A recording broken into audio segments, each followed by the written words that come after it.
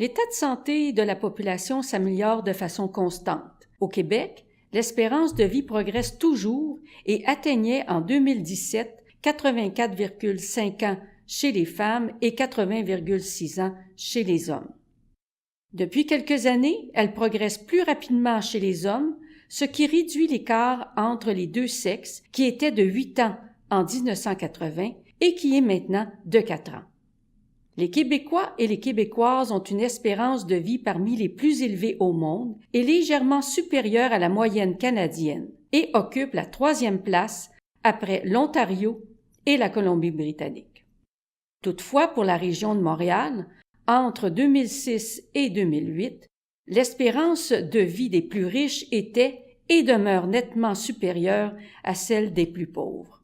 Ainsi, près de 6 ans sépare toujours l'espérance de vie des hommes pauvres de celle des hommes riches. Chez les femmes, cet écart est de 4 ans.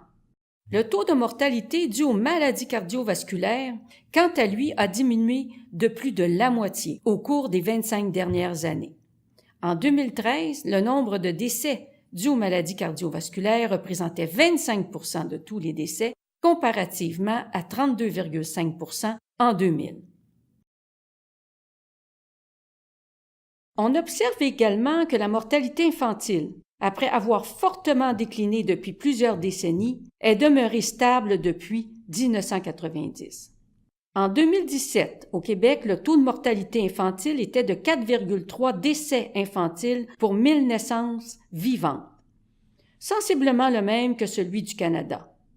Entre 1979 et 2017, la mortalité infantile est passée de 10,9 à 4,3 décès pour 1000 naissances vivantes.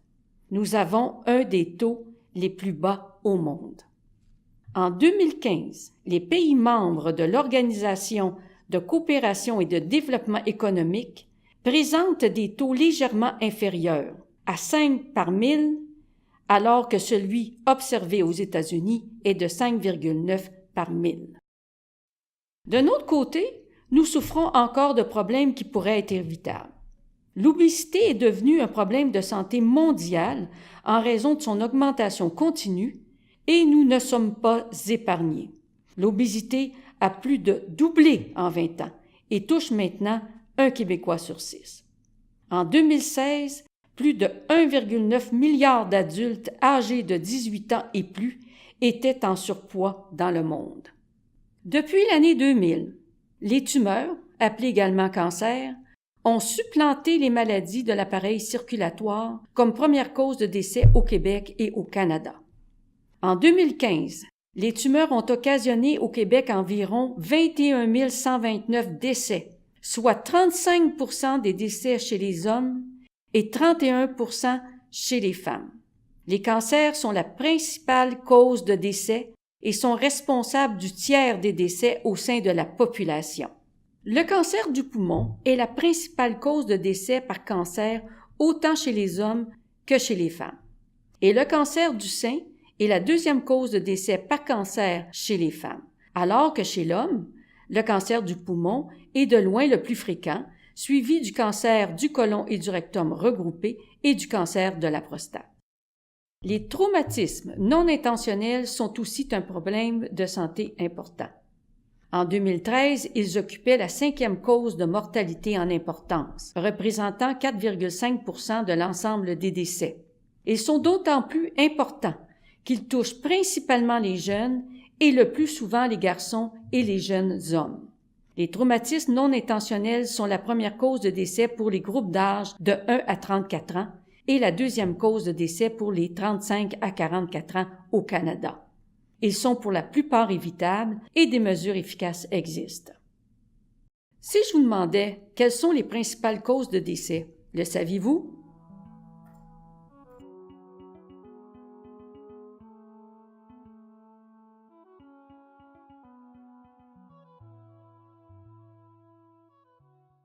Le tableau suivant vous donne la réponse.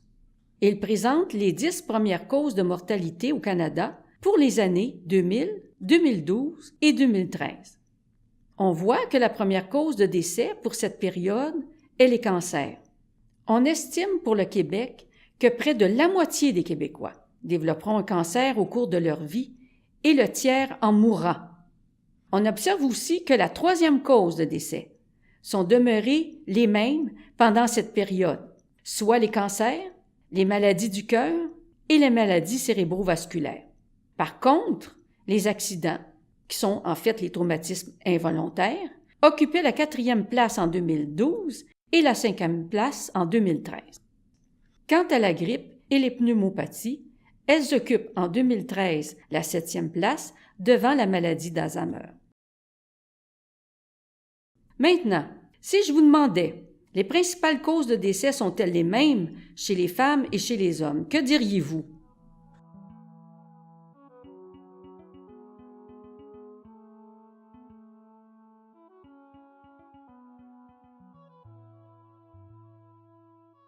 La réponse à cette question est bien sûr non. Les principales causes de décès ne sont pas les mêmes chez les femmes et chez les hommes. Par exemple, les hommes sont plus à risque de mourir suite à un accident et plus susceptibles de mettre fin à leur jour. Le rapport de masculinité est le rapport dans une population ou un groupe d'âge de l'effectif masculin à l'effectif féminin, exprimé en nombre d'hommes pour 100 femmes. Il indique si les femmes ou les hommes sont plus à risque. Une valeur inférieure à 100 indique que les femmes sont plus à risque que les hommes, alors qu'une valeur supérieure à 100 indique que les hommes sont plus à risque que les femmes. Prenez le temps d'analyser le tableau.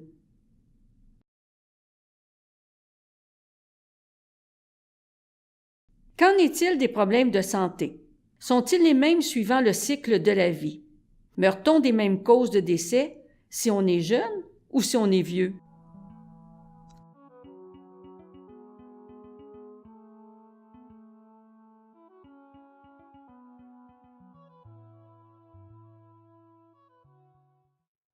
Prenons les 5 premières causes de décès, hommes et femmes confondus, et analysons-les pour chacun des groupes d'âge. Qu'observez-vous? Les problèmes de santé ne sont pas les mêmes suivant le cycle de la vie. Par exemple, pour les groupes d'âge de 1 à 34 ans, on observe que la principale cause de décès est les traumatismes non intentionnels, alors que pour les groupes de 35 à 64 ans, il s'agit des cancers, et pour le groupe des 65 ans et plus, des maladies de l'appareil circulatoire.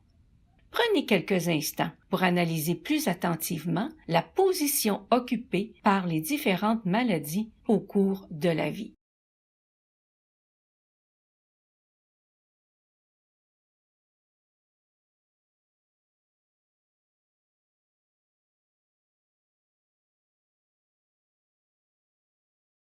Que retenir? Les causes de mortalité et de morbidité diffèrent selon le genre et suivant les étapes de la vie. Nourrisson, petite enfance, enfance, préadolescence, adolescence, jeunes adultes, adultes et aînés.